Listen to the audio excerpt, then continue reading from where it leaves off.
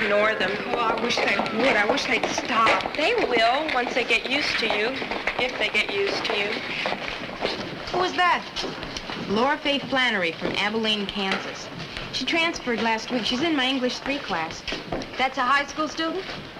Some high school student, When I was 1 and 20, I heard a wise man say, give crowns and pounds and guineas, but not your heart away. Give pearls away and rubies, but keep your fancy free. But I was 1 and 20, no use to talk to me. When I was 1 and 20, I heard him say again, the heart out of the bosom was never given in vain. 'Tis paid with sighs of plenty and sold for endless rue. And I am 2 and 20, and oh, 'tis true, 'tis true. Now, what is the poet saying? Jason? That's an easy one. What the man is saying that it's cool to mess around long as you don't take it serious. Yes. Good, Jason. Anybody else with a more orthodox interpretation? Laura Faye? Or do you prefer to be called Laura? Why don't you try gorgeous? Try girl. Laura Faye'd be just fine. She sure is. Come on now, that's enough of that. Go on, Laura Faye. Well, it's really a very straightforward poem. Mr. Hausman is investigating an attitude that's universal with young people. Which is that, well, we think we know it all, and we're unable to benefit by the advice of our elders. Hey, stand up. I can't see what you're saying. Herbie, now I told you that's enough of that. Go on, Laura Faye. Well, until it's too late.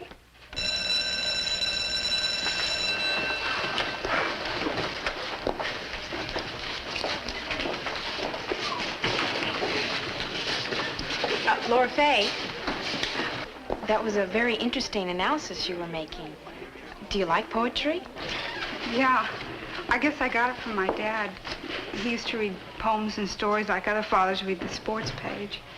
In fact, one of his favorite poets was Walt Whitman. There was a child went forth every day, and the first object he looked upon, that object he became. That was my father's favorite. I'd like to meet him. Look, why don't you tell him to come to one of our PTA meetings? Well, he doesn't live at home anymore. He went off somewhere a few years ago because he and my mom didn't get along. I'll see you. Laura Faye, well, I'm glad you enjoy poetry. To so many of the kids, it's such a drag. Next week, we're going to get into Walt Whitman, and if you like, well, we'll do There Was a Child Went Forth. Yeah, I'd like that. Okay.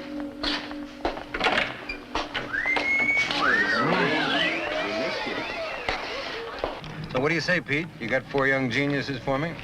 Well, if you want a couple of bright kids, I might be able to help you out. How about you, Miss Johnson? You got a couple of Einsteins under wraps up there? They're talking about the high school quiz bowl. Oh, yeah, I heard something about that. What's up? The local TV special. All the city schools submit teams of their best students. Then they have the usual runoffs, and the 2 best teams appear on the show. Sounds great. Well, we gotta have a few victories of some kind around here. The football team's performing like a bunch of Danish ballet dancers. We have the shortest basketball team in history. I don't even want to talk about the track team. If we don't at least get an intellectual victory, I'm gonna have to go to the next high school principals meeting incognito. Sounds neat. What'll you wear? Will you give me my jacket? Sure is. What's going on back there? You let me have my jacket. Instead of tormenting a girl like that, why aren't they trying to get her phone number? Well, at least they got her to notice them. I mean, a girl who looks like that is a little bit much for a teenager to handle. The part in him that's a man is hanging in there, but the part of him that's a little boy is scared to death. And the poor, gorgeous girl turns out to be the victim. I should know. Oh, you've had that problem. Oh, no, I've read about it. It's a classic example of the Dollard Miller's approach avoidance conflict. Really? Right. Look, I may not be gorgeous, but I am well read. Take your seats, please. I have a few announcements to make before we get started. One, there has been an epidemic of smoking in the lavatories. Students are warned that anyone found smoking anywhere on school grounds will be severely punished. 2, our next open house for parents will be Thursday the 15th at 7:30 in the cafeteria. Please impress upon your parents the importance of attending these meetings. Why are those open houses always on Thursday? I don't know why. Well, my parents said they'd really like to come, except it conflicts with their bridge night. Tell them change their bridge night. Hey, yeah, I never thought of that. Oh, yes, and I've been wanting to mention this for a while. Walt Whitman will be competing for a place on the High School Quiz Bowl TV special. You mean some of us get the chance to be on TV? Well, you get a chance to compete, Richie. You know, you all do. You have to talk to my agent. I only do network shows. I'm your man, Miss Johnson. I mean, I'm not smart, but if it's beauty you want, how can you go wrong? Easy. Oh, man, you weirdos are really out of touch. What you need on your panel is a well-groomed kid with lots of class. You missed the message, Bernie. This is for brains. You're doing awful this semester. Well, I didn't know the old image was at stake. I mean, I'll try this time. How's it going to work? Well, if you'll all stop auditioning for 1 second, I'll tell you. Thank you. Now, I'm to select 4 students and 1 alternate to compete at the Whitman Finals on Friday. Now, I'm going to give a special test tomorrow on poetry and literature. Those of you who wish to take it may, and those of you who don't, just spend the period in the library. So, how many takers?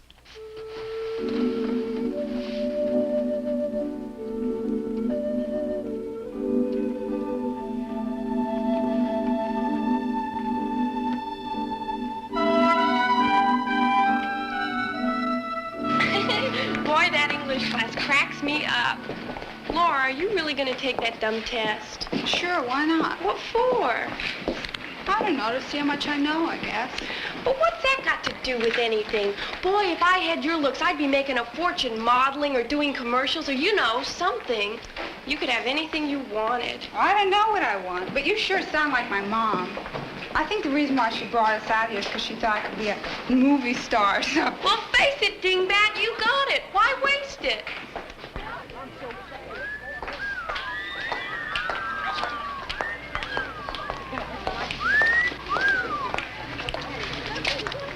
What have I got, Rita? You're putting me on.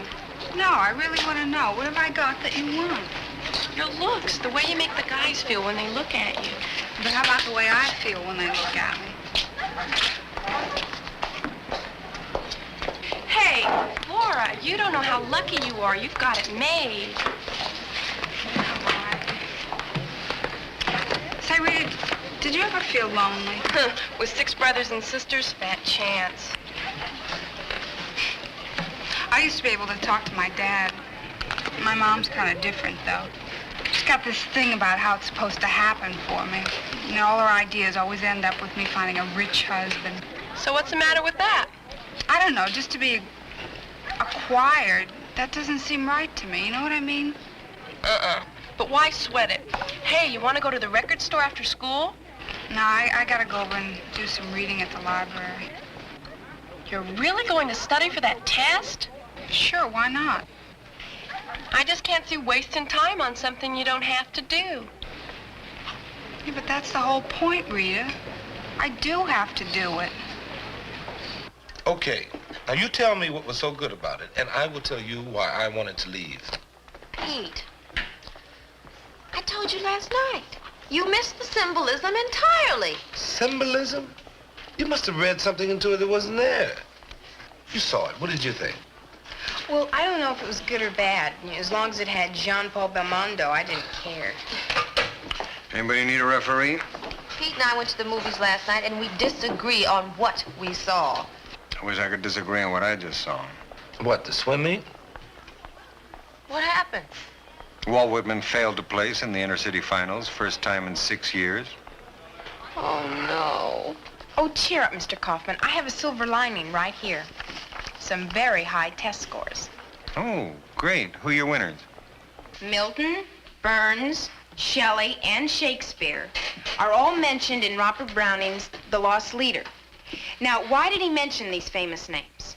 Because he was a name dropper. Richie? It's almost the end of the period. Oh, right. I'm glad you reminded me. You know, whenever I get into Browning, I just lose all track of time. Teach me. Only teach, love. As I ought, I will speak thy speech, love, think thy thought. Wow. Aren't you forgetting something? Oh, yes. Your assignments. What about the test results? Oh, yes, I have them right here. Please read test scores. It's about time. Okay, I'll read the name of the 4 high scores and the alternate. Richie Lane. Well, I'll do my best to be worthy of this honor for the greater glory of Walt Whitman. Oh, sit down. Ralph Yamamoto. Bernie. Couldn't happen to a better man. And Laura Faye Flannery. Laura, wow. You've got to be kidding. Laura Faye Flannery? Huh? I can't believe it. That's America for you, folks. Anyone can win. It's funny, she don't look smart. What an intelligent body. And the alternate is Helen Loomis. Now, I thought this was a test of knowledge, not a beauty contest. I demand a recount.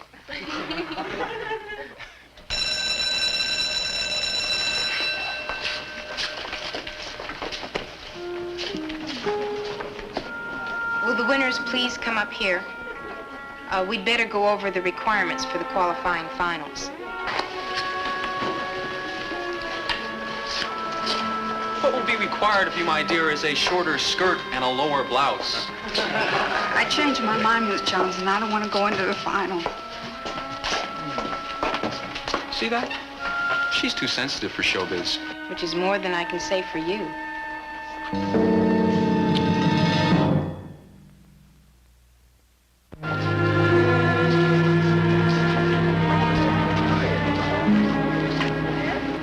Okay if we talk? Sure. Do you really want to bow out, or are you just running away from something you can't handle? No big deal, Miss Johnson. I just don't want the hassle. What do you mean by hassle? The teasing, the smart remarks? Well, you heard them. I heard them. I heard their hassle, not yours. Laura Faye, there are just some women that make some men feel inadequate just by walking into a room. They don't have to do anything or say anything. It just happens. That's not fair. It's not fair or unfair.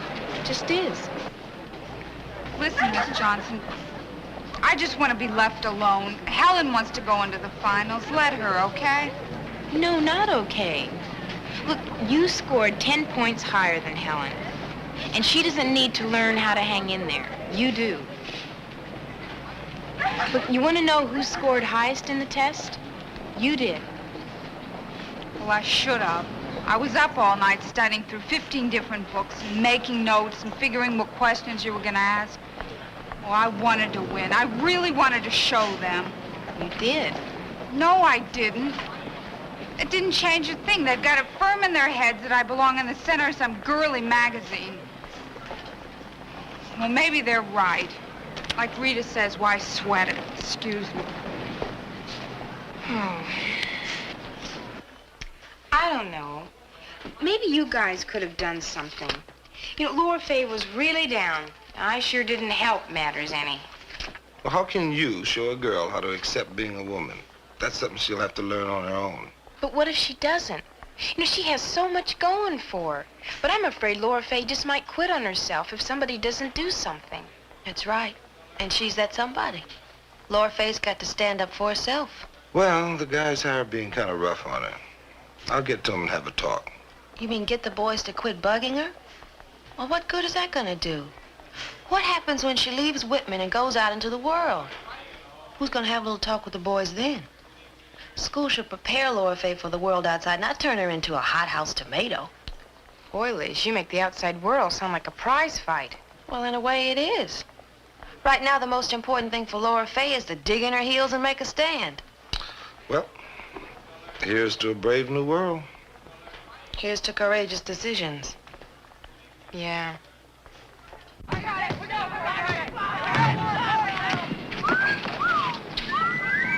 fan club is out.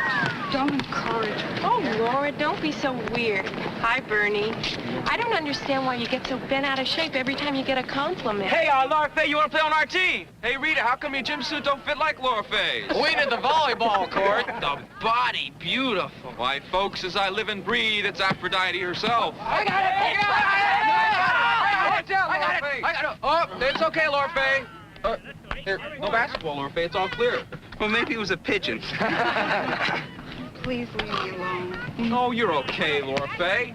You're okay, Laura Fay. You're okay, Laura Fay. I touched her, I'll never wash his hand again. You're okay, Laura Fay. You're okay, Laura Fay. You're okay, Laura Fay. You're okay, Laura Fay. You're okay, Laura Fay. You're okay, Laura Fay.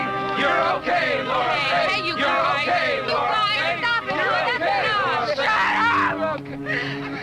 Please, just leave me alone. I hate you. I hate all of you. Stop. Laura. Boy, she really got sore. Oh, well, you know chicks, no sense of humor.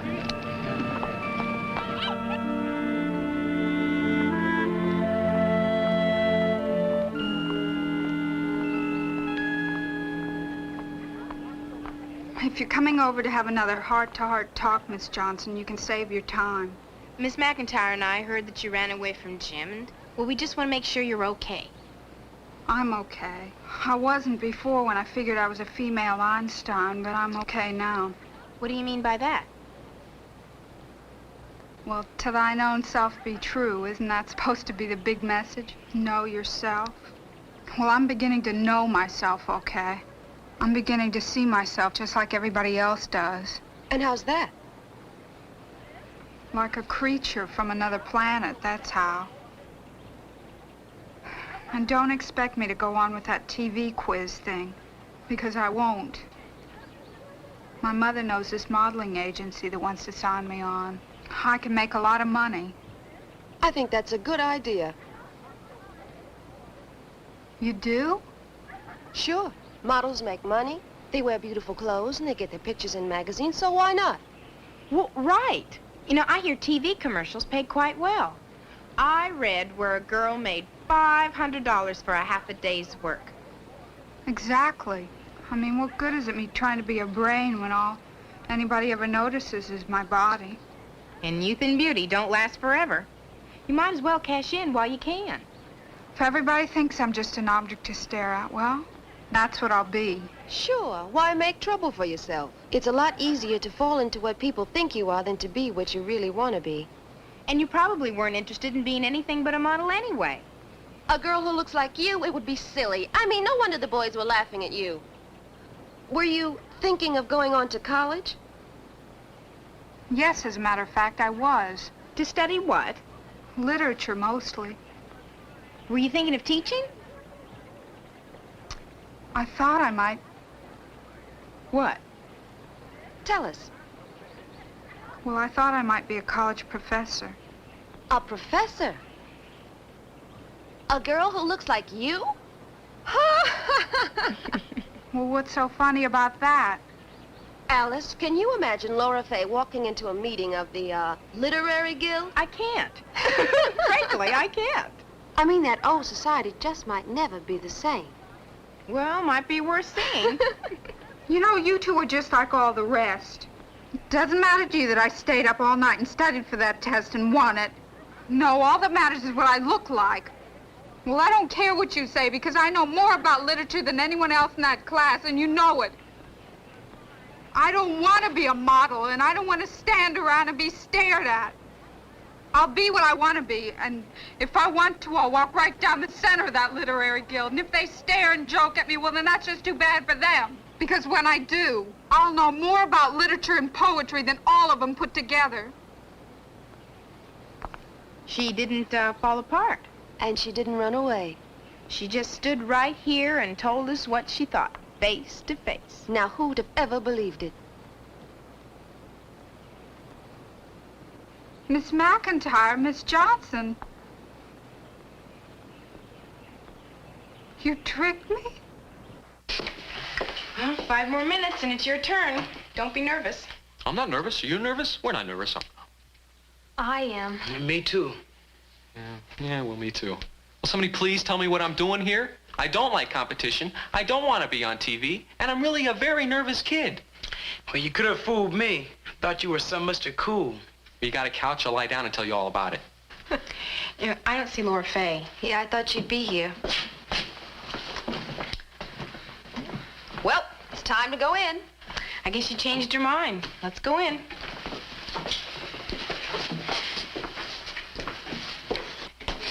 I don't know if I can go on without my inspiration, Miss Johnson. Without Laura Fay at my side, I'm afraid I'm just doomed to mediocrity.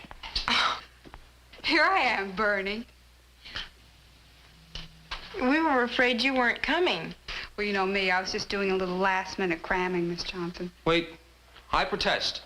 With Laura Fay taking the exam, the results are just a foregone conclusion. How do you figure that? All the guys are going to be staring at her, and that gives the girls an unfair advantage. Now, I demand that Laura Fay take the test in a separate room. Bernie, let's go in. Thank you, Bernie, for being so kind about my appearance. But I wonder if you'll feel as kindly toward me after the exam. What's going on here? Well, maybe I won't look quite the same to you after I've beaten your socks off in there. I don't understand. What happened to the dear, sweet, kind Laura Fay we all knew and teased? Come on, Bernie. It's time to take your medicine.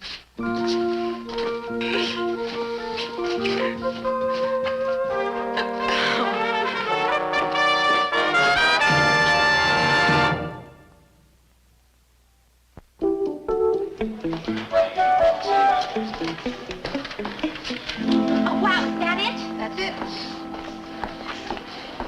Guess what? What? 2 from your class. Oh, that's great. Aren't you proud? Yes. Richie, you're going to the city tournament. I know, so is Laura Fay. Oh, Laura, it's so super. I just know you're going to end up on TV. What'll you wear? There's nothing sexy, of course. Congratulations, Laura Fay. It's really great. Thanks, Bernie. I'm sorry you couldn't be with us. Well, very interesting, but strange. See you later. Hey, who is that blonde? Oh, that's Laura Fay Flannery. She's the smartest chick in school. Oh, yeah? No kidding.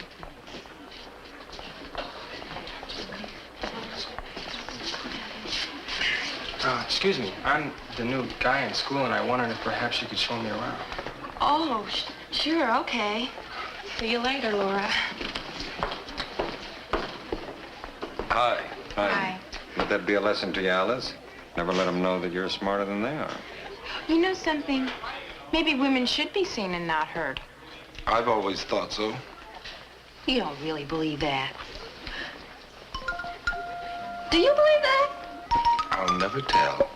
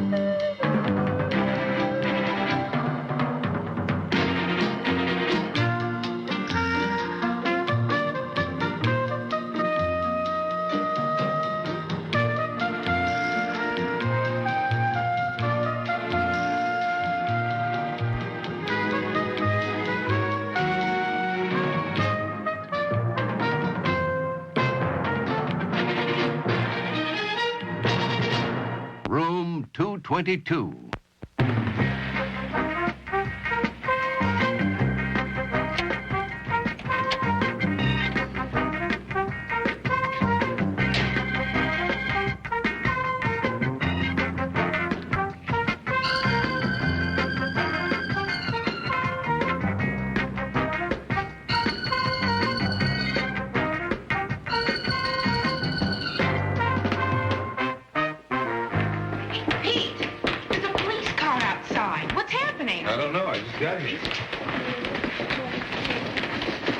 Mr. Dixon, the place is rolling with the buzz. Somebody started the revolution without me. I doubt it, Jason, but as soon as I find out, I'll let you know. Okay, when you do that, man, because I hate to be the last one to know. I just wonder. Sorry, no one allowed inside. What's going on? Sorry. Miss Johnson, sorry, just Pete.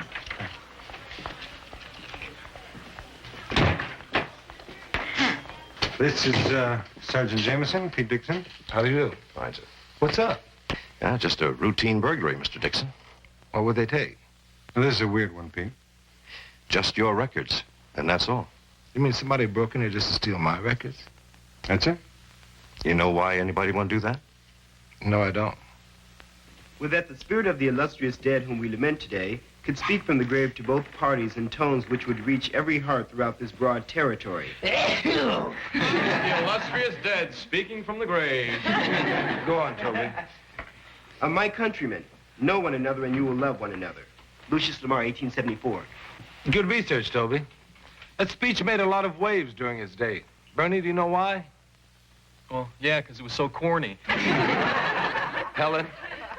Lamar was a leading advocate of Southern independence before the war. So after, when he gave that funeral eulogy for Senator Sumner, he was making a plea for reconciliation. Very good. Mr. Dixon, how come we keep going on about the Reconstruction period? Because it was a vital period in American history. And besides, I did my thesis on that subject, so I have a lot of notes. That must have been when you went to Poly State, eh, Mr. Dixon? That's right. Did I mention I went to Poly State? Yes, sir, last Friday. You know, it must be a great school to turn out teachers like you. Oh, man. Talk about how to succeed. Okay, you guys.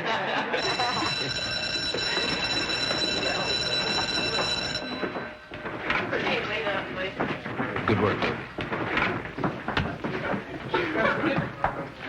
Oh, Pete! I've been looking for you. What happened in Mr. Kaufman's office? Oh, just a small routine burglary. Oh, is that all? That's all. Oh. Excuse me. Toby, can I see you a minute? Look, I know how it is to be in a brand new school. The kids give you a lot of jazz, but don't worry about it. You're doing all right. Thanks, Mr. Dixon. I don't want to come on corny, but I can really identify with you. Well, feel free to ask me any questions. Are you married? Married? No. Ever been married? No. Then I guess you don't have any kids. Well, it follows. Mr. Dixon, do you have any particular distinguishing characteristics like flat feet? Flat feet? Well, I know it sounds kind of funny and all, but see, we're studying genetics in Mr. Gerard's class, and it's all about how certain characteristics pass down from generation to generation. I mean, it's really kind of interesting. Do you? No flat feet. Left or right-handed? A little of both. No fooling, you mean you're ambidextrous? Somewhat. Say, what a coincidence, so am I. Well, Toby, it's getting a little late. I gotta go. Right.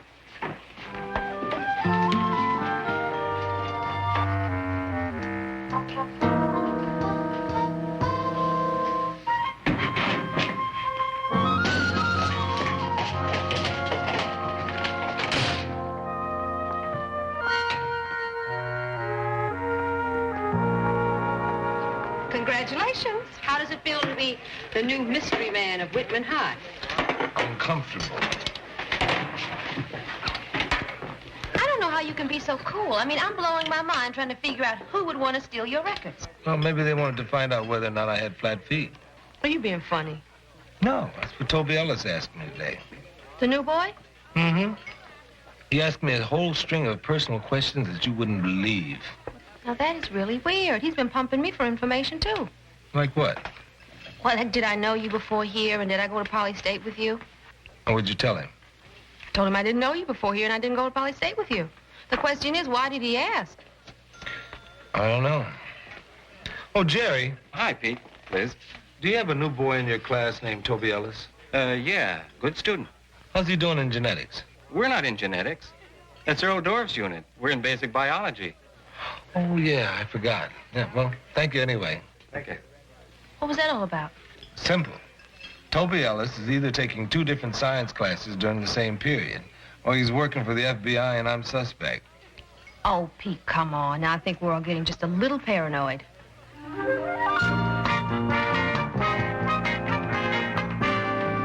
Mr. Dixon, listen, I wouldn't mention this, but I heard about your records being stolen. A funny thing just happened. I was out of the infirmary for a few minutes, and I heard a noise in the other room. When I came back in, the file cabinet was open, and I found this on the floor. What is it? Medical history, blood types, things like that. Yours?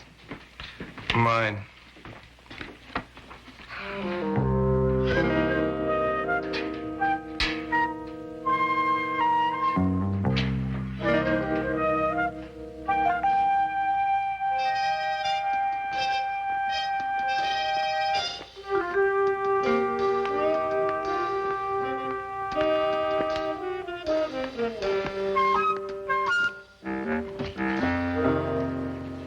Is that my file, Toby? Yes. I didn't steal it, Mr. Dixon. I only borrowed it. Toby, what's going on? My file, my medical records, personal questions. What are you after? The truth about you and me. You see, from the first time I saw you, I had this feeling. And I went through a lot of trouble so that I could be sure. Sure of what? Who you are. Okay, who am I, Toby? Mr. Dixon, you're my father.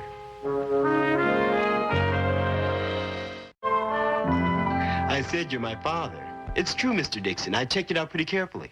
Well, in that case, you have some information that I don't have. Would you mind explaining it? Well, I'm sorry. I know it sounds pretty far out, and it's a shock and all. But you see, I'm adopted. And I didn't know until last week. I mean, my mom and dad have really been great to me. And they said they wanted to tell me before this, but they never did. Well, when we moved here, you know, new people and all, they finally told me. And you started wondering?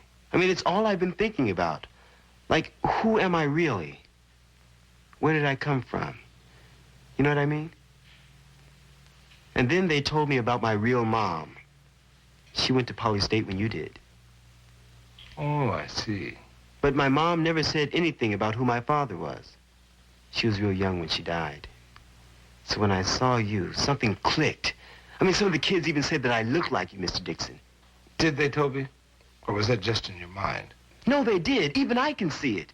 And then you mentioned you went to Poly State. And I checked out all the details real carefully, all of it, Mr. Dixon, and it all fits. Blood type, physical characteristics. Toby, that's just coincidental. No, it's not.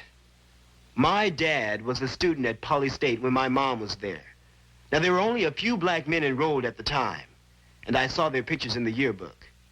You're the one I look like. My mom was Betty Rivers, Mr. Dixon. I never knew her. Well, I didn't expect you to be thrilled with the news, but I didn't figure you'd deny it either. But I understand. It takes some getting used to. Toby. But there's one thing I want you to know, though. I don't care what you've done in the past. I'm glad it's you. He's glad it's you? He found out what the secret is. Pete, are you working for the CIA? Alice. No, don't tell me, because I don't even want to know. Ha ha. Is it you? No. You sure? Of course I'm sure. I never even met Betty Rivers. Do you want documented proof? No. Of course I believe you. I'm just playing devil's advocate. You know, we've got several thousand parents involved with this school, and some of them just love to jump to conclusions. This kid's story gets around. They could turn this place into an armed camp. You know that? I know. So what do I do? I think you better have a talk with them and straighten them out fast. Poor kid is obsessed with the idea that I'm his real father. Oh, that's a sticky one. Did you go to school with his mother? I don't know. It was a big school. Pete, could it be true? Would it matter? Well, of course it wouldn't matter. I mean, it wouldn't break up our relationship, but it certainly would matter. No, it couldn't be true. It isn't true. So the Reconstruction period, like any other period following the great social upheaval, had its own consequences, some of which were as destructive as the conditions that supposedly were meant to improve. Like the carpetbaggers, for instance. Yes, they were a consequence. They were a drag. They really ran a game on the brothers down there. True. I'll tell you what. Tomorrow, let's have a discussion on the subject. Anybody want to do some extra research? I will. Of course he will. Dixon boy scores again. Thanks a lot, Jason. I consider that a real compliment. We know. Well, I got another compliment for you. Toby, can I see you a minute? Live, Daddy. It's your big moment. About our discussion yesterday. Oh, don't worry, Mr. Dixon. I won't come out to the guys until you're ready. Oh, that's very wise, because we need to have a long, serious talk. Okay, great. So I'll meet you outside. So it won't look too obvious. Thanks, Toby.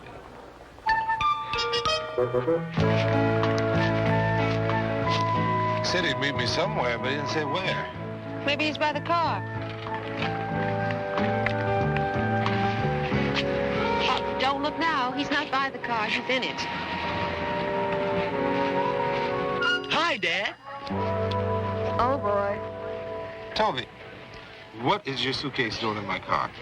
Oh, well, I'm ready for our talk. You had to pack for it? Yeah, well, I plan to stay. Stay where? With you. With me.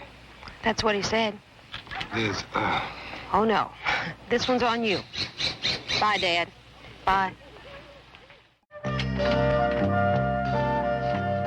Well, here we are.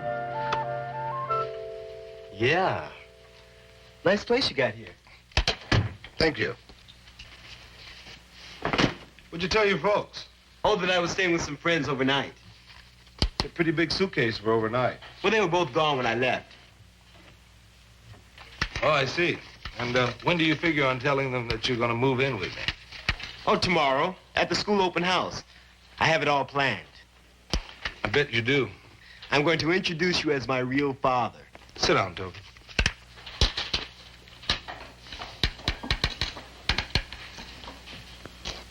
If it were true that I was your father, which it is not, but if it were, do you think it would be fair to the parents who've raised you all of your life to just spring it on them that way? I mean, they've loved you, they've cared for you. Now, do you think that would be thoughtful or kind? They just sprang it on me, didn't they? I mean, they waited 16 years and zap. That wasn't thoughtful or kind. It was honest. And that's all I'm going to be. So this is a little revenge number, huh? No, it's just that things are the way they are, and I want to start facing up to them. Good. We have no problem. Make yourself at home.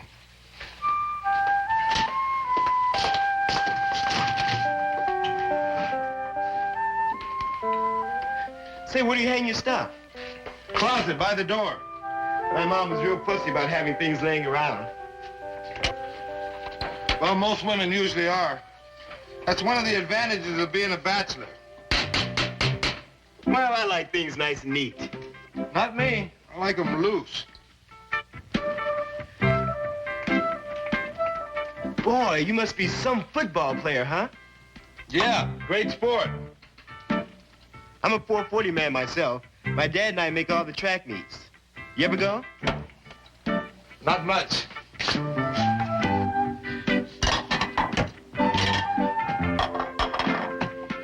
You ski, huh? Every chance I get. Well, I play tennis myself. You ever play? Afraid not, no time. My dad and I play every Saturday. Well, Saturdays, I'm usually resting up from Fridays. You know how we bachelors are. No, not exactly.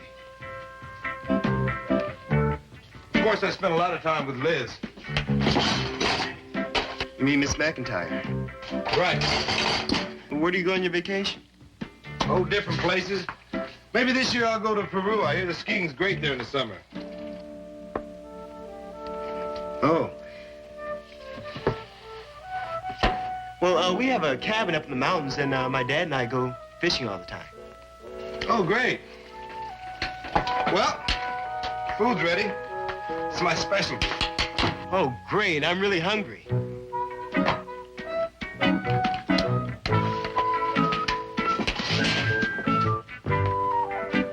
Oh, what's the matter? Oh, nothing. It looks great. Can I have some bread and butter, please? Sure.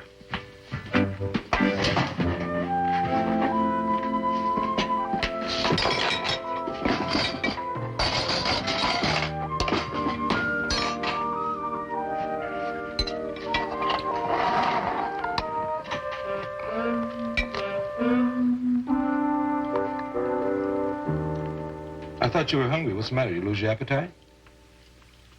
Sorry, Mr. Dixon. It's just that I'm allergic to tomatoes and stuff like that. I mean, if I didn't break out in hives, this would be the type of chili that I'd eat. But I just break out a lot. Well, when all else fails, there's always peanut butter.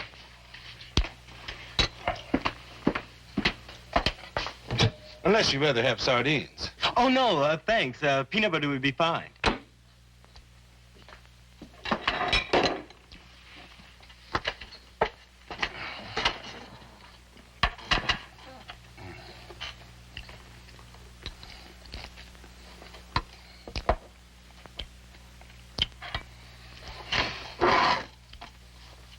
Toby, why are you here? I'm not sure. I guess I just wanted to see how I'd fit in with you. Well, what do you think? I think you're just great. I mean, you're the type of father that any kid would be proud to have. Let me ask you a question. Oh, sure. Your adopted mother and father, do you think they love each other? I know they do a lot. Do you think they would love each other any more if they were related? What do you mean? I mean that love is dependent on relationships, not flesh and blood. See, Toby, being a parent isn't just having a child. It's caring for him, sharing things with him, worrying about him, and even giving him a swat once in a while. If your legal name was Dixon instead of Ellis, do you think I would be any more of, or even as much of a father to you as the man who's raised you for 16 years? Well, maybe not, but I still want my own. Okay, but think about it, okay? Just think about it.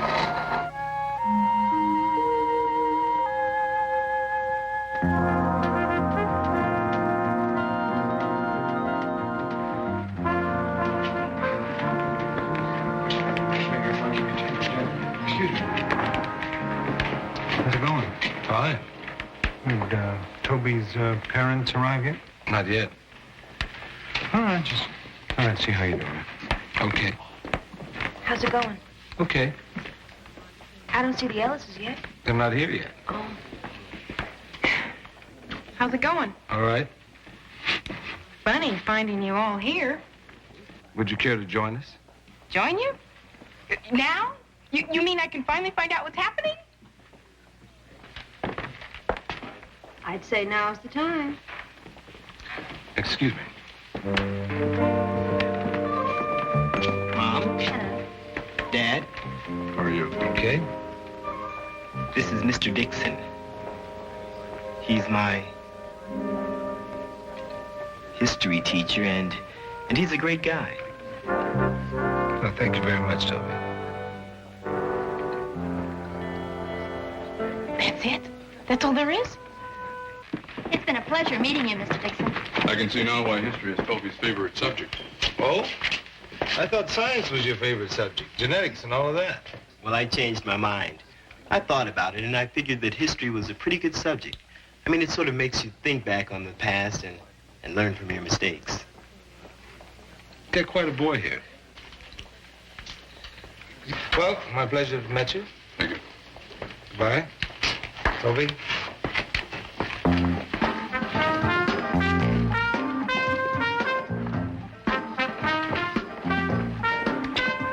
Will somebody please tell me what's been going on? The truth is, Alice, that Toby Ellis was trying to find out who his father was. Now he knows. That's it? That's it. I still don't get it.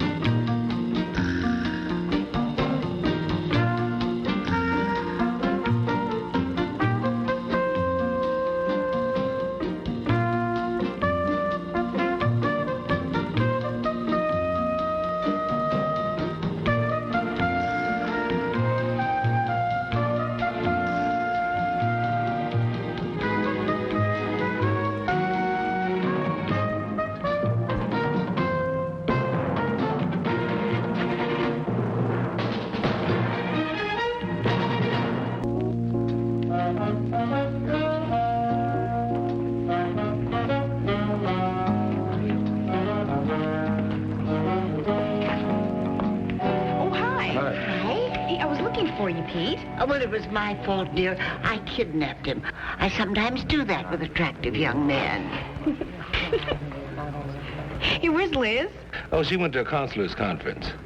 Oh, yeah, I forgot. Good morning. I want to thank you all for coming here this morning, especially since it was voluntary.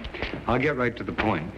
As some of you know, Whitman High is cooperating with the Los Angeles County Department of Public Health in launching a really serious campaign against the #1 teenage health problem today, venereal disease. Now, we need teachers. It's as simple as that. I might as well give you the rough part first. Those who are interested would have to attend a seminar this weekend where you'll be given special materials, techniques of instruction. Miss Johnson? Where will the seminar be held, Mr. Kaufman? Well, I'd like to say Hawaii with all expenses paid, but it's Anaheim. Mr. Gerard. Mr. Kaufman, say we give up a weekend and go to this seminar. Is it going to do any good? Well, I mean, other schools have tried to start these classes, but there's so much red tape involved. Then we're just going to have to cut through the red tape, Mr. Gerard. 1 out of 5 graduating seniors in Los Angeles County has some form of venereal disease. 1 out of 5? The national figure is 1 out of 10 youngsters between the ages of 15 and 24 will contract venereal disease this year. Wow, that's really shocking. Are you going to go? Oh, well, I'd like to, but I promised to help my mother move this weekend. What we're asking of you is this weekend plus 3 hours a week for the next several months. I know that's rough, but on the other side of the ledger, you'll have the satisfaction of knowing that you're helping to fight against a terrible disease. Any volunteers?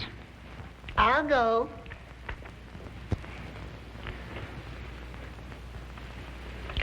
Well, what's the matter with the rest of you?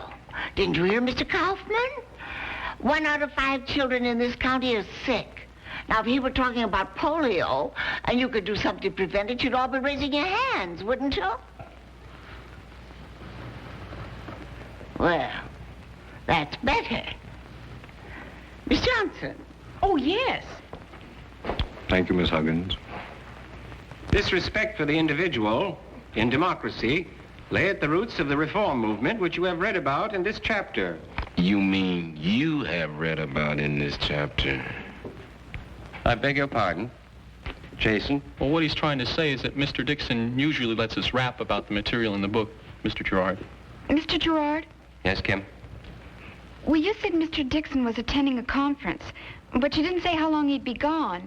And, well, we were just wondering when... When you can start rapping again. Yeah. Tomorrow. What kind of a conference is it? Venereal disease, actually. Whitman High will be offering classes in how to prevent any such occurrence occurring. Mr. Dixon will be back tomorrow.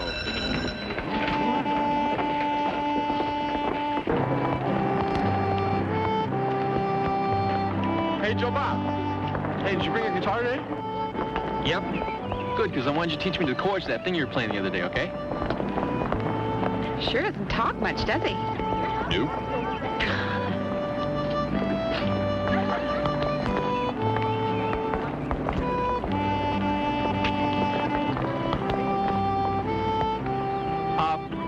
Cindy!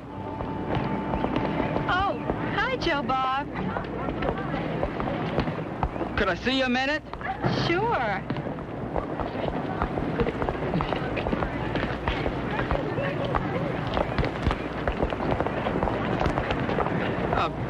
You know, I was telling you how I was doing some whittling. And, well, I just thought you might like this little bird here. Gee, that's very sweet of you, Joe Bob. What kind of bird is this exactly? I mean, it looks like a... That's a chicken. Couldn't you tell that? Well, I haven't seen a whole lot of them. Would you like to go to the movies tonight? I can't tonight. But I'll tell you what. if you can get tickets for that rock concert Thursday night, maybe I can make it. Well, right fine then. Okay. That's a deal now.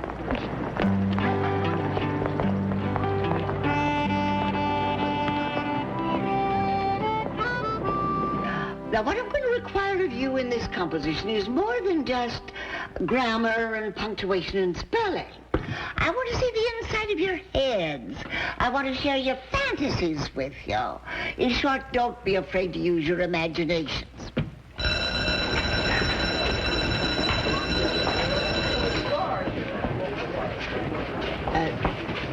Keiko, in your case, perhaps a little less imagination and a little more attention to the proper use of the subjunctive clause.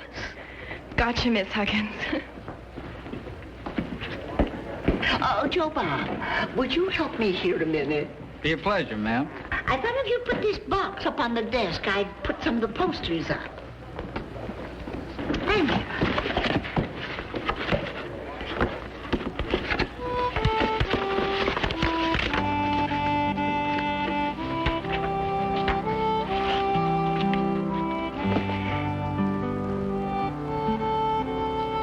Joe Bob? Yes, ma'am.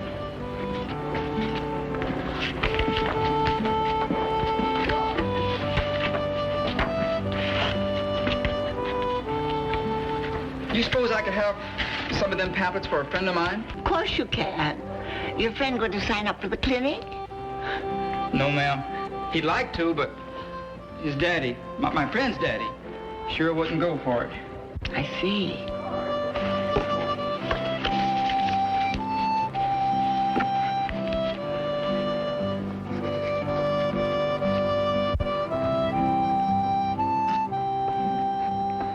Joe Bob?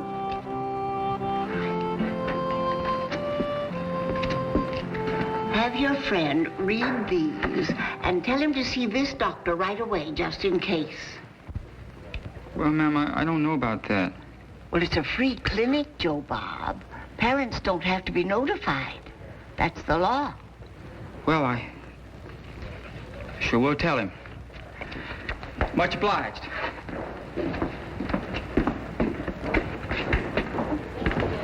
I mean, here we are, educators in the middle of an epidemic. And, well, we discover, or at least I did anyway, that I know hardly anything about the subject. I'll second that. Did you know that a woman may have gonorrhea for years, pass it on to other people, and never even know she has it? No, as a matter of fact, I didn't. The symptoms are slight and they pass in a few days. Only a blood test will reveal the infection. And yet this disease, easily cured by penicillin, has made more people blind than any other disease except trachoma. And it's all totally preventable. Just by getting more information around. Which is more easily said than done. Yes, that's what I meant about red tape. I'm glad you're here, Jerry. You can help. Oh, certainly, Mr. Kaufman. I'm always happy to help. Doing what? Oh, probably stuffing envelopes. Pete, you're in charge of getting the notices out. What notices? Notices to the parents. Well, there goes 2 weeks before we can even get started. Better make that 3 weeks, because by the time the notices have been signed and returned, and you've heard from all the parents who want to see your material, it'll take longer than you think. Will someone tell me what you're talking about? What we're talking about is the section of the educational code which says that parents have to be notified in writing before their kids can come to a class in which human reproduction is mentioned. Human reproduction? Well, yes, I see that, but what has that got to do with VD? It's a different subject with a different approach, but the law says we need parental consent to talk about it. Also, all the written material and the visual aids that you're going to use in the course have to be made available to the parents for their inspection before the class starts. To my mind, it's a tragedy.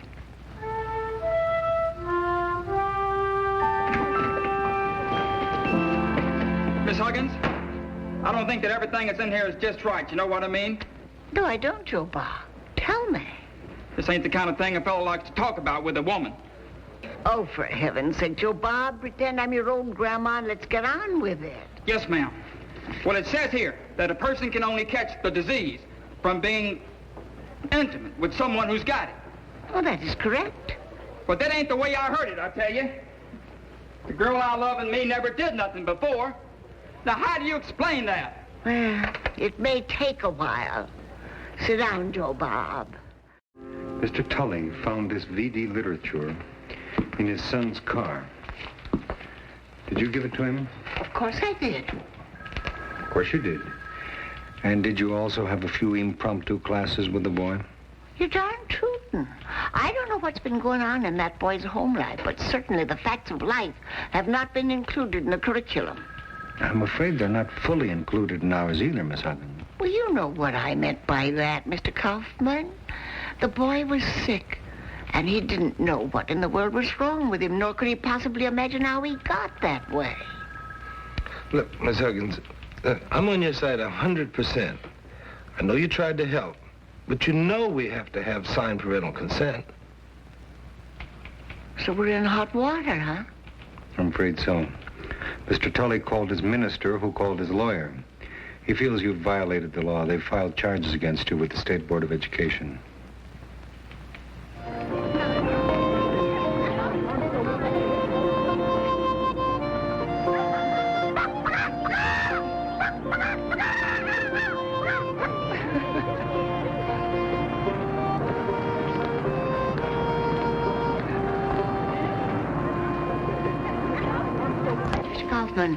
I am always prepared to answer for the consequences of my actions, although they sometimes surprise me.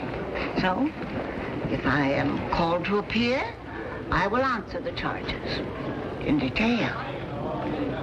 Well, if it's any consolation, I'll be there too, okay? So will I. I don't like the law any better than you do. Vivian, you understand that until the law is changed, we're just stuck with the responsibility of upholding it.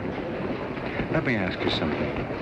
Since you've established this relationship with the boy, do you suppose you could possibly get him to reveal his contact?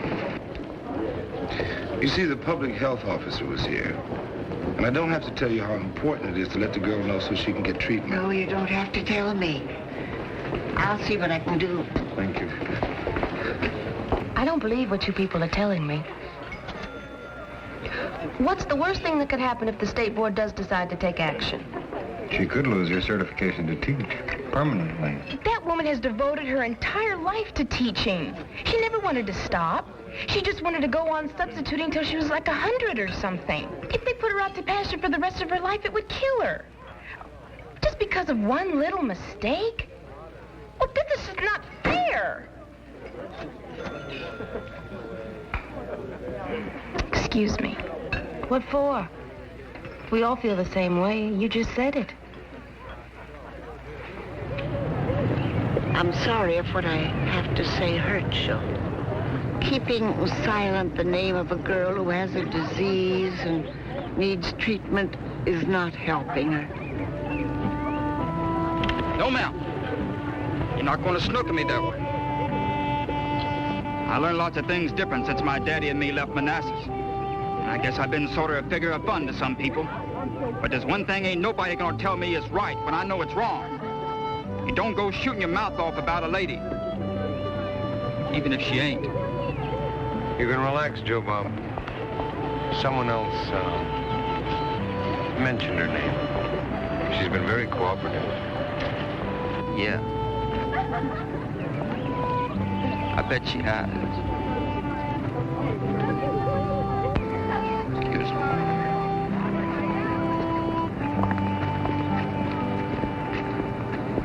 I sure wish I could help him. So do I. Right now, I would prefer you to be thinking about yourself. The Board of Education just called me. There's a preliminary hearing set for you at 1 o'clock downtown on Monday. You know something? I'm just mad enough to be ready for a good fight. Miss Huggins, Yes, sir? you've heard the charges read against you, which maintain that you willfully and deliberately violated Section 8506 of the California Educational Code. We're prepared to hear your statement now. Well, that's very kind of you, I'm sure. Well, since the law which I'm accused of violating became effective 2 years ago, I find that only 1% of the parents in other districts objected. This obviously shows overwhelming approval, but it also shows us something a little sad. 115,000 cases of VD among high school kids were reported last year, and assume 1% of the parents refused permission for their child to receive education this year, we may then assume at least 1,150 young people may contact VD needlessly next year. I find that puzzling. We have a law in this state, and in many other states too, which says that a young person ill with VD can receive treatment without his parents being notified. But he can't receive VD education, so he won't need treatment in the same fashion. Seems all turned around to me. So, after 40 years, I've finally broken a rule. I never did before. I didn't mean to break this one, but a boy called out for help and I answered. I'm sorry. It is not a good rule. I have sat here just about long enough. Is it my turn to talk yet? Are you finished, Miss Huggins? I'll yield to Mr. Tully. Well, I don't know how things are where you people come from. But I'll tell you what I believe. There ain't no school anywhere fit to teach the kind of things you're talking about. A boy wants to know about that kind of stuff, he asks his daddy. And you have no right to take my place. And I don't need your help to do my job. Kind of stuff you're talking about belongs in the home. And I didn't send my boy to school to get no sex education. May I speak to that point, please? Very well, Mr. Dixon. Mr. Tully, you couldn't be more wrong. I don't mean about your right as a parent, but VD education is not sex education. It's education designed to prevent a serious and crippling disease. And it belongs in a course relating to other communicable diseases, such as TB, typhoid, and polio. We don't need to make moral judgments, and we shouldn't. We don't want to violate your right as a parent either. We're only trying to do a job that you've entrusted us with, and that is to teach. I would like for the room to be cleared now so that the other members of the board and I can come to our decision.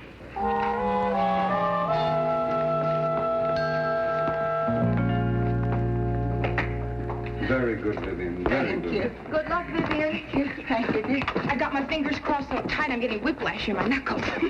Oh, I'm so nervous.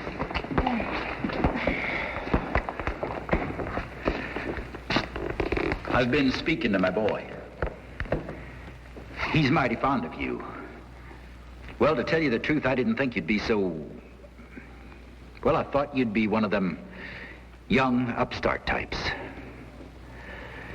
I'm sorry to cause you so much trouble, considering you're... That I'm as old as the hills? Is that what you're trying to say, Mr. Tully? Well, I'll never believe what you did was right. But I can see you didn't mean no personal harm. So I wish you well. Thank you.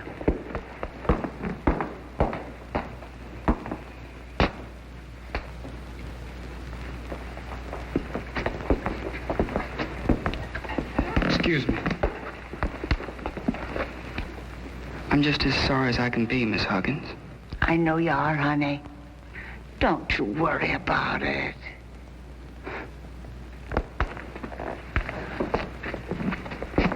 It is the judgment of this committee that this case not be referred to the state board. There will be a fine. You will be notified in writing. And I would like your solemn promise that there will be no further violation of our existing code, no matter what any of us think of it. Agreed? Wholeheartedly.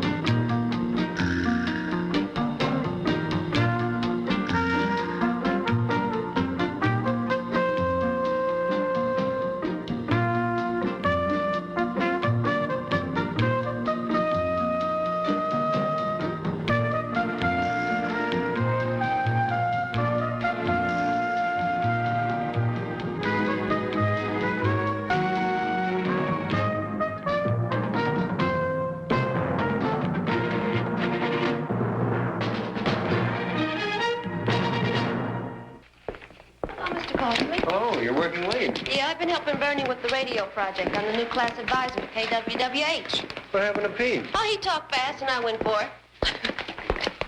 Cesario, by the roses of the spring, by Mayhood, honor, truth, and everything. I love thee so that maugre all thy pride. Nor wit nor reason can my passion hide. By innocence I swear, and by my youth I have one heart, one bosom. I'm sorry, Miss Johnson. We just can't do it. We can't say these lines to each other. All right, all right. Thanks for staying late. We'll try it again tomorrow, okay? Oh, hi. What's that all about? Well, it's an experiment. You see, I thought it'd be a terrific idea if we did a production of Twelfth Night, like they did in Shakespeare's day. You know, when men played all the parts. It's an interesting idea.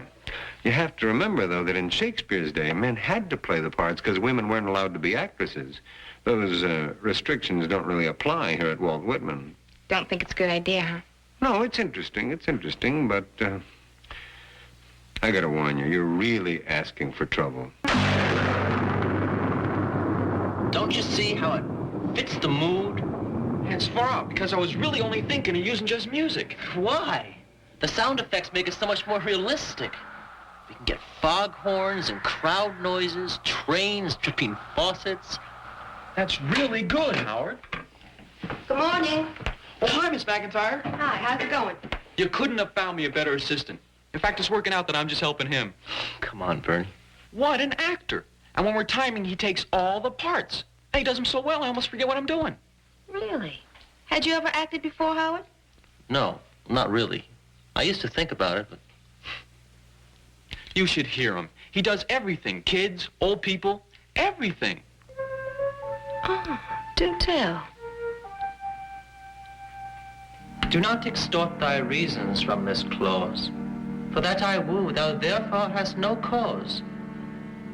But rather reason with reason fetter. Love sought is good, but given unsought is better. You see what I mean? Yes, he's very good. By innocence I swear, and by my youth I have one heart, one bosom, and one truth. And that no woman has, nor never none shall mistress be of it save I alone. So adieu, good madam. Nevermore will I my master's tears to you deplore. Yet come again, for thou perhaps mayst move that heart, which now abhors, to like that love. That's fantastic. I mean, it's simple and convincing. I'm really amazed. Thanks. Will you do the part? Oh, I'd like to, but I am supposed to be working with Bernie. Oh, that's okay. We can work around it. Good, good. Okay, everybody dismissed. It's weird. You jiving, man. You swear the dude was a chick. Everybody's trying to see her. So, what's wrong with that? Nothing. I just wish I had the concessions. Yeah. Ladies and gentlemen, step up and see the freak show. You know what I can't really figure out is how you do it so good. What? You know, play a chick. Oh, I don't know. It's just acting. I just pretend I'm the person I'm playing. Those guys really think it's funny. Yeah. Boy, there sure are a lot of creeps in this world. Yeah, there sure are. Let's go on. If you get the lunch hours to work in the radio script, I'll be able to do both. What do you think, Bernie? Yeah, that's okay. Hi, Bernice. No, it's starting on you. Yeah, well, like Kellen says, they're a bunch of creeps. Listen, I'll see you at lunch, okay? Right. See you. Hey, Bernie. What? Pass it on to your friend. Hey, I'm gonna pass something on to you in about 3 seconds. Hey, Bernie, what's the matter? Can't you take a joke? Sure, when you tell me what's so funny. Man, are you kidding? Hey, are you trying to say what I think you are? You figure it out. You ever seen him with a girl? So he's shy. Oh, man. You ever see him out for a sport or in a gym class? Now put that all together and then look at how he grooves on playing a girl. Now, you gotta be pretty dumb not to think he's...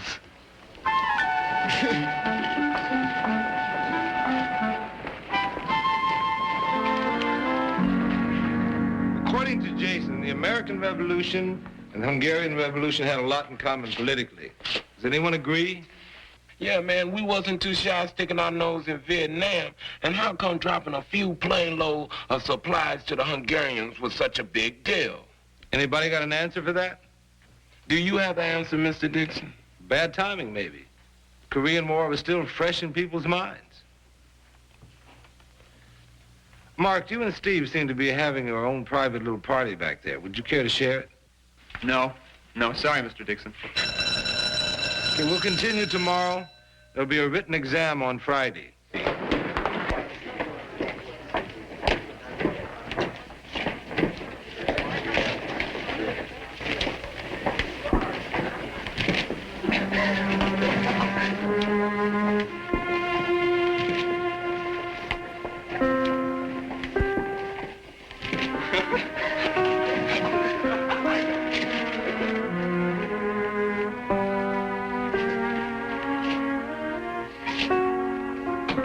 It's a rose. I see. Yeah, well. Those guys giving you a rough time, Howard? No. Just that I'm doing the play and they're kidding around. I can take a joke. Good. It always helps to have a sense of humor. See you, Mr. Dixon.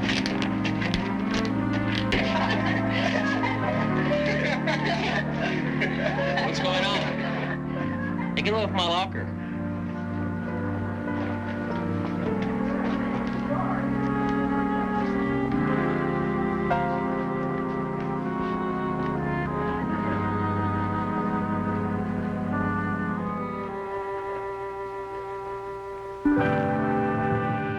That's happened in this school that makes me as mad as this. Yeah, I know. I feel the same way. Do you have any idea who might have done it? Well, the two kids that I might have suspected were in my class at the time it was written. I hate sneaks. Well, another thing I hate to mention, Pete. But I guess we better know. Do we have one problem or two? What do you mean? I mean, in your opinion, is Howard a homosexual? Well, in my opinion, I have no idea.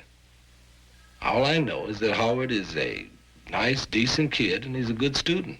And he was very hurt by all this. Yeah.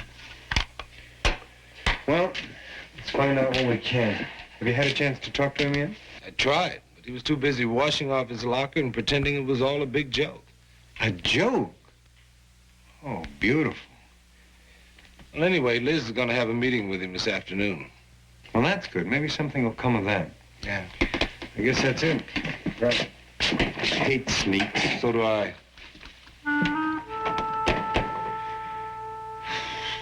Hey, Bernie. Oh, hi, Howie. Weren't we supposed to work during lunch? Yeah, well, I had to take care of something else. I'm sorry. That's okay. I knew it had to be something. Yeah, well, I should have let you know, but you see, I have this other project at lunchtime. Don't sweat it, Bernie. I had something else during lunch. So. Yeah, well, we'll catch up on it later on, okay? All right. Later on.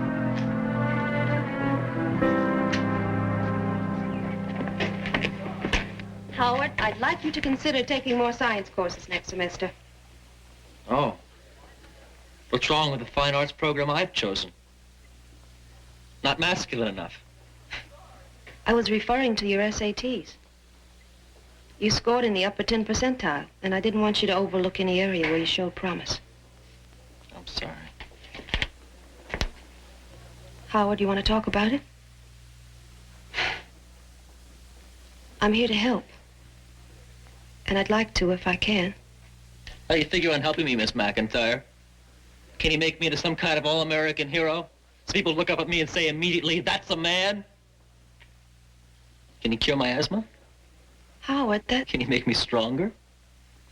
Can you show me how to talk to girls without feeling like a fool? No, I can't.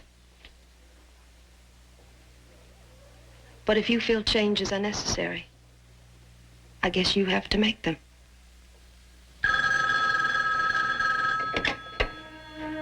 Hello?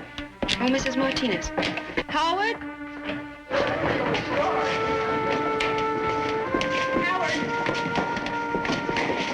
I've been looking for you. I'm sorry about what's happened.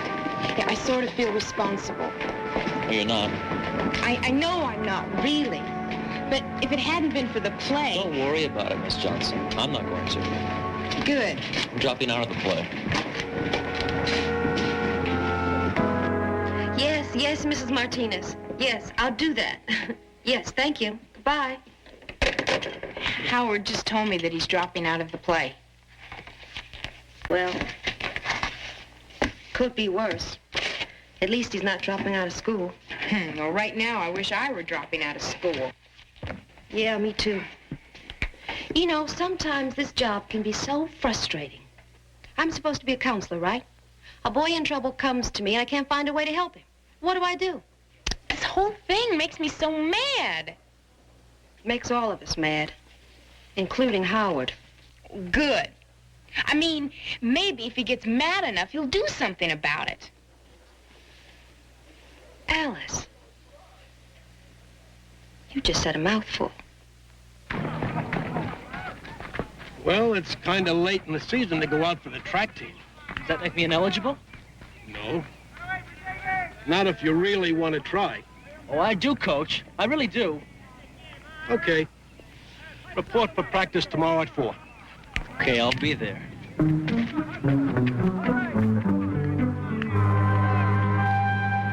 Hi, Howard. Helen. Listen, I know this is kind of sudden, and I understand if you say no. So don't worry about hurting my feelings. What are you talking about?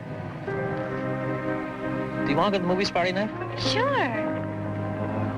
7:30? Okay.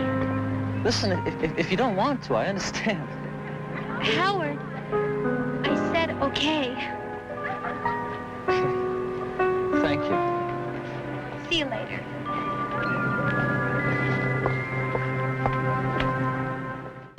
Okay, guys. Howard here wants to try out for the team. So let's try to get a time on him. Line up over there, Howard. What's going on, man? You gotta see this, that's all. On your mark. Set. Go.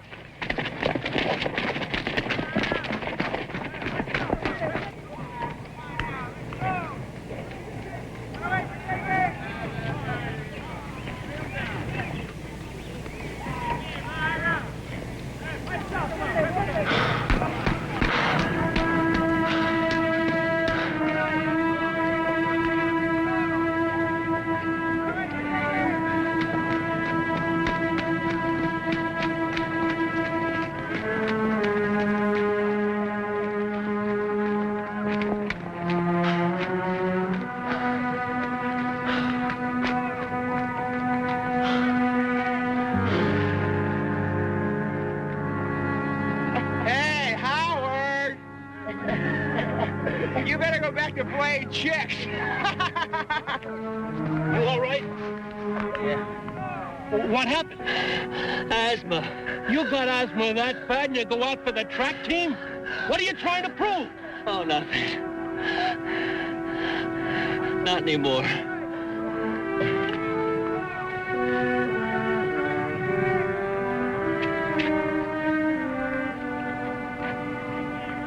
You all right? Sure? Well, maybe not. Listen, maybe we ought to call it off for Friday. Why? Well, I don't think I'm going to be up to it. Oh, I'm sorry. Some other time, maybe. Yeah. Sure.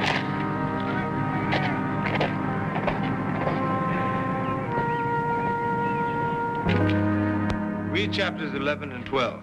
That's all.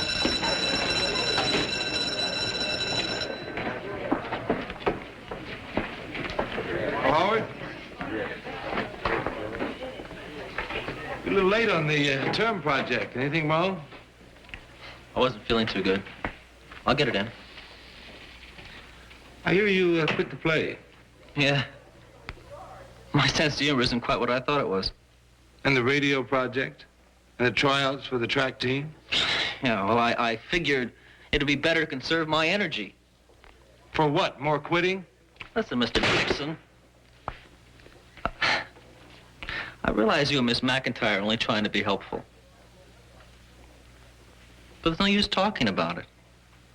I tried to be something that I wasn't. It didn't work out. How about being just what you are? That's very interesting. I mean, I don't know what I am. Do you? I know what my name is. I know where I live, what I like to do. But what am I, Mr. Dixon? According to them, I'm just an it. I think you're a boy about to become a man. Yeah, that's the magic word. Listen, since I don't seem to fit anyone's bill, maybe you can give me a definition. Please, tell me, what is a man? Howard, there are as many answers to that question as there are men. Some people think it's one who has courage and can face responsibility. Others think it's anyone who can chase girls. Look, Howard, I can't define to you what a man is. It's just something that you'll have to feel. But I don't feel it, Mr. Dixon. How old are you? 16.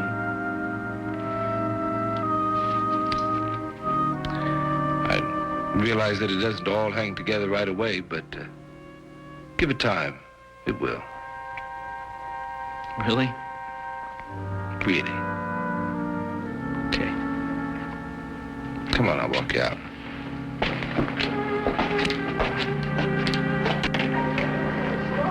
I'll see you later, Mr. Dixon. Okay, Howard.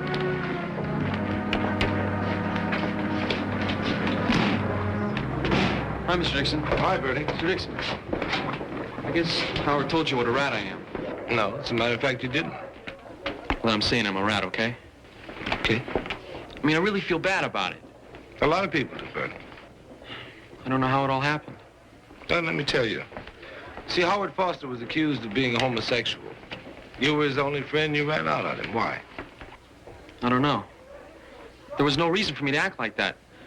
I'm gonna make it up to him. Dixon, come quick. Howard Foster's fighting. Come on, Fairy. Hit me back. Hit me back. Oh, no. I know I can't beat you up, you big stupid lug. So why even try? How? You need any help? No, I don't. I may not be able to fight this baboon, but I'm not gonna have anybody do it for me. And I'm not gonna run away either. Thanks for the offer, Bernie. Howie, you can't be... I said I'd handle it and I'd take off. Boy, you are really begging for it, aren't you? Oh, sorry. But you don't scare me anymore. You already shot your best shot. You made me feel pretty bad about myself. You're not gonna make me feel any worse. Okay, man. Figures you wouldn't want to fight anyway. Oh, I want to fight! But not on your terms. Hey, look. I am leaving you alone. What do you want from me? I want to know if by putting me down, it makes you all feel like men. I want to know if writing on my locker is your standard for real guts. What's gotten into him? Nothing that wasn't there before. I call it cheap and gutless.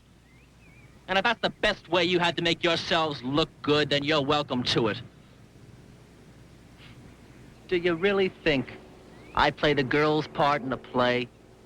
If I were really trying to hide what you say I am? Why don't you think on that one? And even if you could make something of it, what about you? I notice you guys out in the football field when you win a game. All over each other, hugging and kissing. Suppose people picked up on that and made something of it. What would you say? Oh, that's different.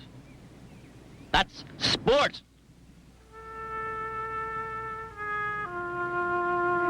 Well, it's no good.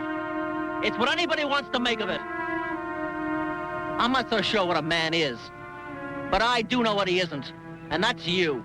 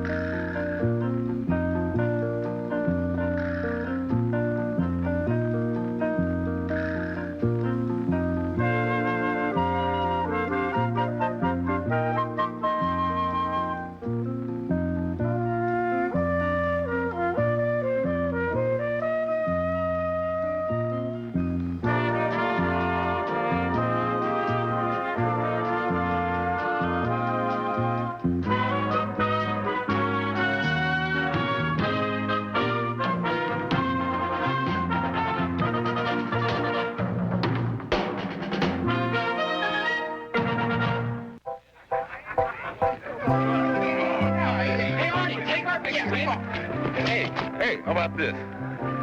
What's that supposed to be? Butch Cassidy and the Sundance Kid. And a friend. Those guys didn't have any friends. Come on, man. We want to be in the yearbook. Oh, forget it. I got better things to do. Oh, man. Square, man. That's just a square. Come on, hey, man. Give me that. What is it? Probably, hey, I got to eat that. Come on,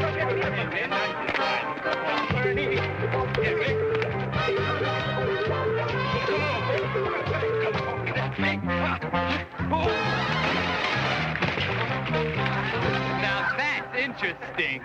Smile. Well, what happened to you two guys?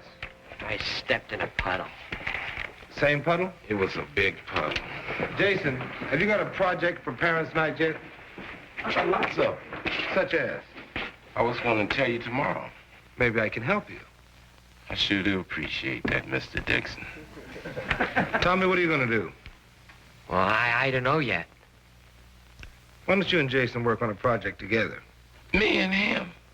Why not? In the first place, he ain't got no ideas, and I ain't got no ideas.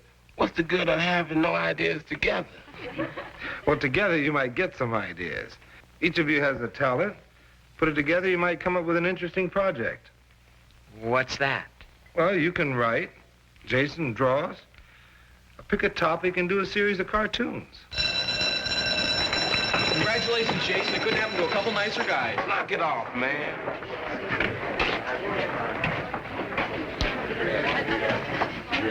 Excuse me, man. You got a problem, Tommy?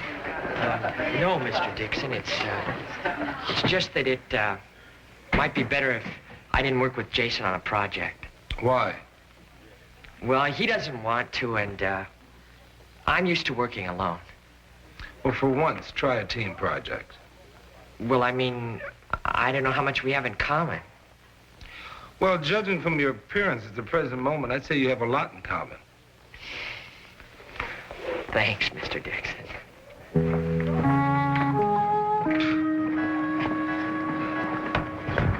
Hey, man, what did he say? What, who say? Mr. Dixon, about us working together. That's what you were asking him, wasn't it? Yeah? What'd he say? Said we have a lot in common. That means we're still working together. Yeah. Well, what kind of project do you want to do? Well, I don't know, Jason. What do you want to do? I don't know what I want to do, man. I'm asking you. What do you want to do? I don't know. Oh, man, we're going to be a big help to each other.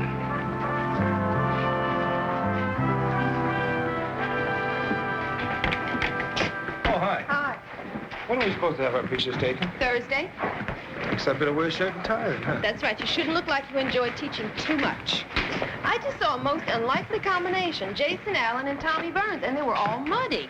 Yeah, I know. They fell in a big puddle together. Oh, I'm glad to see Tommy doing something with somebody.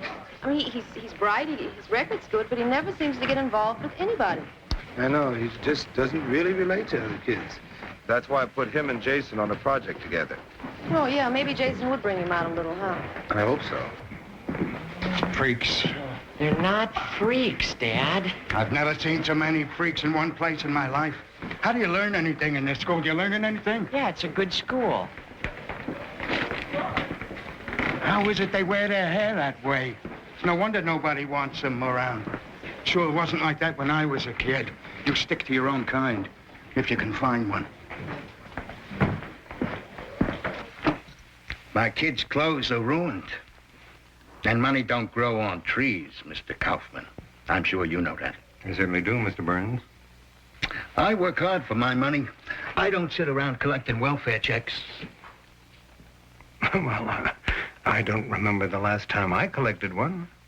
Yeah. But you people do know a lot about money.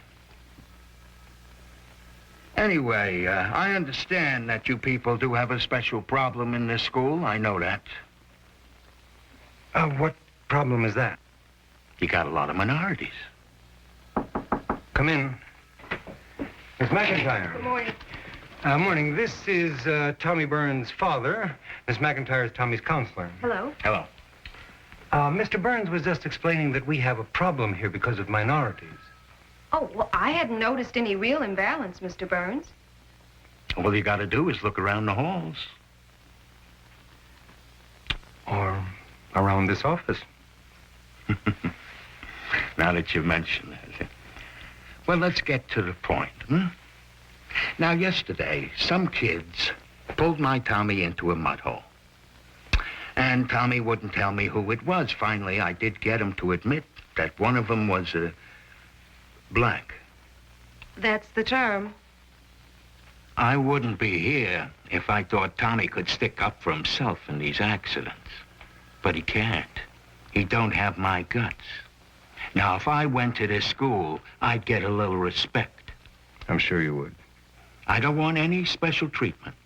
And I do know that everybody is entitled to an education. But I think you ought to figure out some way to keep these other kids away from Tommy. Mr. Burns, I don't think the solution is keeping kids away from each other. I guess that's one big difference between us, Mr. Kaufman. One of them. Well, Tommy has had this kind of thing happen to him before. I don't want it to happen again.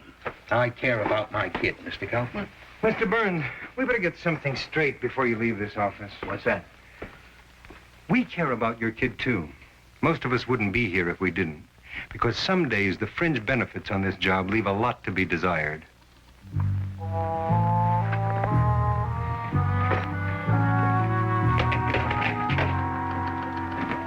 Imagine that. A real live bigot right here in this office. Not even a lovable one either. Hey, man, how you doing? This is a tough one. I'd rather write a term paper than do captions any day. Oh, I've got it. One hard hat says to the other, I'm going to vote. And the other says, if I were you, I'd vote for the candidate who's for increased medical benefits. Hey, man, out of sight. I can dig it. You know, this whole scene is turning out okay, man. Yeah. Now, just hold that, okay? Oh, Pete, how's Jason and Tommy Burns doing on that project? Well, I think that they might come up with something. I hope it's not Mr. Burns. Miss Johnson, it's for the yearbook, not a centerfold. I don't know why they don't use last year's picture. Haven't aged that much in a year. I wouldn't mind if they used pictures from several years ago. Okay, smile. Who's next? Liz, go ahead. No, you go. You've got a class next period. No, I have plenty of time. You go ahead, okay? Will somebody please go? I have a dog show to shoot in 1 hour. Oh, well, I wouldn't want to keep a dog waiting. I'll go. Pete, what I meant was, considering our friend Mr. Burns, I wonder if we're not doing Tommy more harm than good. I mean, by involving him in this work with Jason. Nobody's got to break out and live his own life sometime. Yeah, well, I hope he feels that way.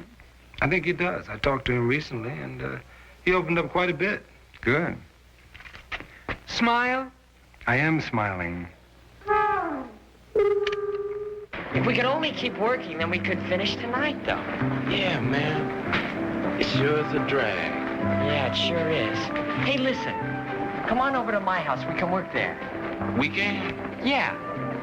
You sure, man? Yeah, I'm sure. Hey, come on over for dinner. Hey, man, you don't want to call home and ask your mother before. No, it's all right. Okay, man. I mean, if it won't cause no problem. Oh, no. No problem. No problem at all. Okay, out of sight. Come on.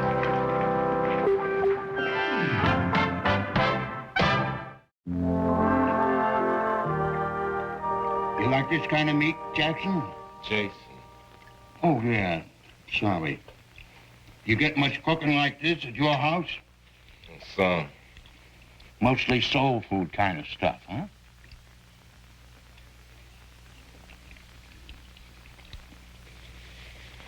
Thanks for the dinner.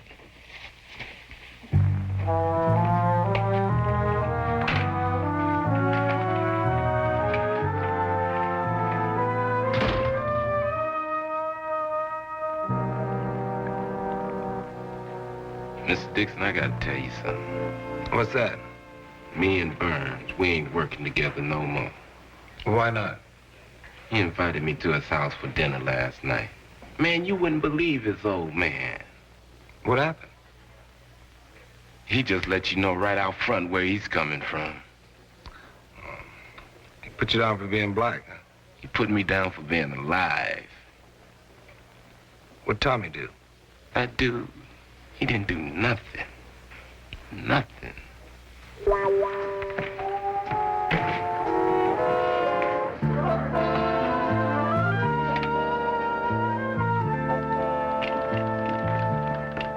Anything interesting? 3 marriage proposals. 3 marriage proposals? I was only kidding. Oh. I only got 1. From who? I was still kidding. Boy. What would you do if a student asked you to marry him? Well, first of all, I check and see what kind of grades he had. I can see today is no day to ask you anything. You're right. Are you Dixon? Yes? I'm Mr. Burns, Tommy's father. What can I do for you? I'll get right down to the point. Did you arrange for my son to do some kind of project with that black kid? I arranged for your son to work on a project with Jason, another student. I want you to unarrange it. Oh, why? Because I don't like that kid. He's rude. He was having dinner at my house last night. He just got up and left. Just like that, for no reason, huh? Just like that. It was insulting. Oh, you were insulted? Yeah. And I don't want that kind of manners rubbing off on Tommy. And besides, I think that kid is riding on Tommy's coattails. Do you know what the project is they're working on? I don't care what their project is. Then how do you know who's riding on whose coattails or if anybody is? I know the way it always has been. Mr. Burns, what terrible thing do you think is going to happen if Tommy and Jason keep working together? No terrible thing is going to happen because they're going to stop right now. Let's get one thing straight. I am here for the benefit of the kids and not the parents. I'm telling you, Dixon, there is something else that Tommy can do by himself.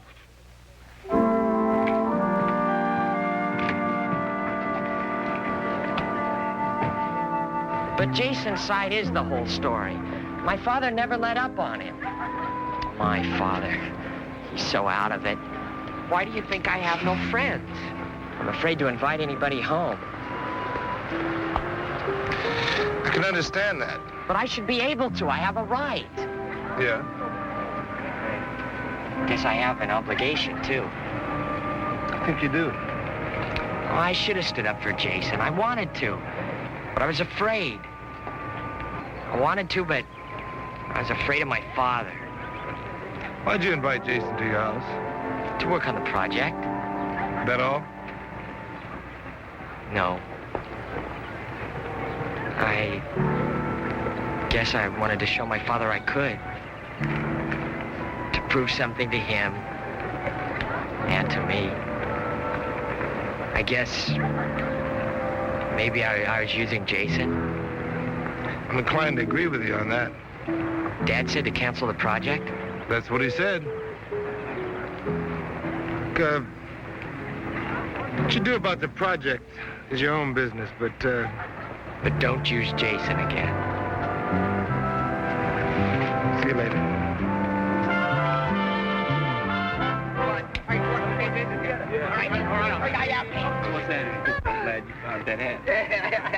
Jason? Can I talk to you? Sure, man, you can talk. It's a free country. I'm sorry about last night. Yeah, well, man, I don't like to be patronized. I can't change my father's thinking. If he's narrow-minded and a bigot, it's not my fault. Well, you could have told me that out front, man. Well, I just thought maybe once in his life he'd be different. You thought, man. That's not good enough. I know. Try to be a big man for your father, man. That's why you invited me to dinner. I know that. That's only part of the reason.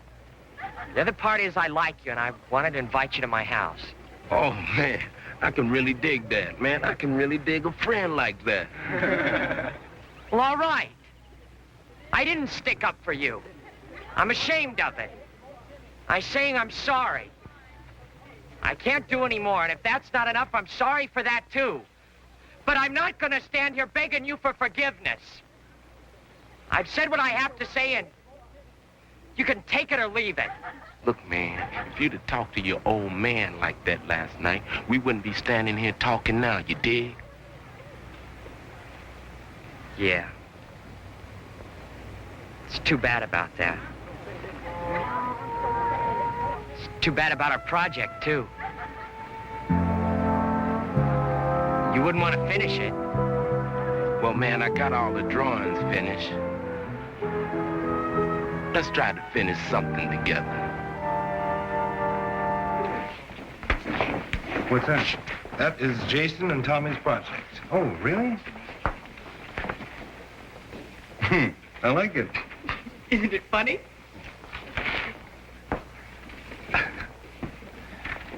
Well, that's it. Oh, Mr. Burns. Hello. No, Mr. Kaufman, Miss McIntyre? Yeah. This is Miss Johnson, Tommy's English teacher. How do you do? Miss Johnson, I'm real pleased to meet you, Miss Johnson. Thank you. Well, excuse me. I think I'm needed to dispense the punch. I'd really love to stay and chat, but woman's work is never done. Come on, Miss Johnson. I think they could use us both. Bye. Bye. I came early. I'm working a night shift this week. Mrs. Burns will be along later. Well, we'll be pleased to meet her. Did Tommy get something together? This? The Working Man in America, 1970s style. Take a look.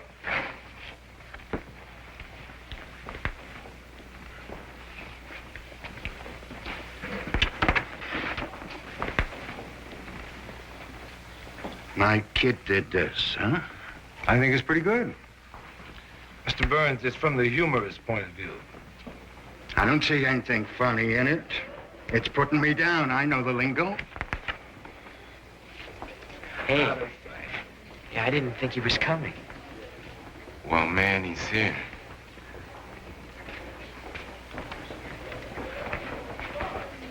You still working with that kid? You two put this thing together? Yes. I thought I told you to cancel him out. You know something, Mr. Burns? I don't care what you said. I told you before, I'm here for the kids and not for the parents. I don't want to hear any of your liberal double talk. Look, it's not liberal. I made up my own mind about the project, Dad.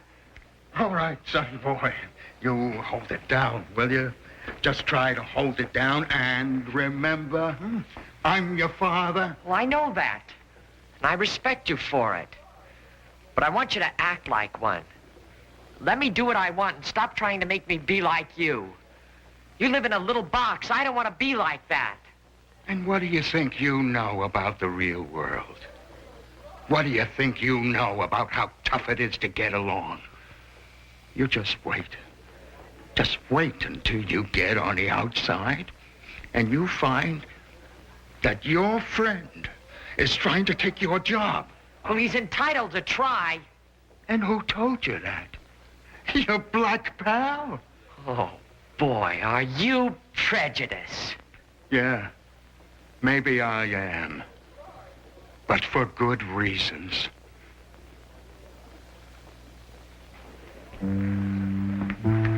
I don't know what the world is coming to.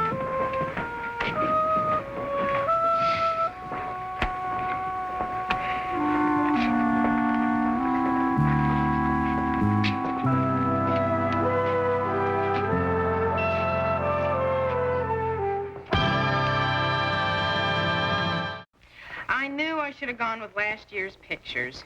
Look at this. Well, that's not bad. Hey, I like it. It's terrible. I just didn't feel very photogenic that day. But those are just proofs. You look fine once they print it up. Yeah, but yours and Pete's are great. Well, I like Pete's. I don't like mine. Oh, you look good. You both look good. Where's Mr. Kaufman's? Well, Oh. Well, maybe he's got a better one at home. who cares how he looks? I mean, Mr. Kaufman's such a beautiful person inside. Mr. Kaufman cares how he looks. Let me see that.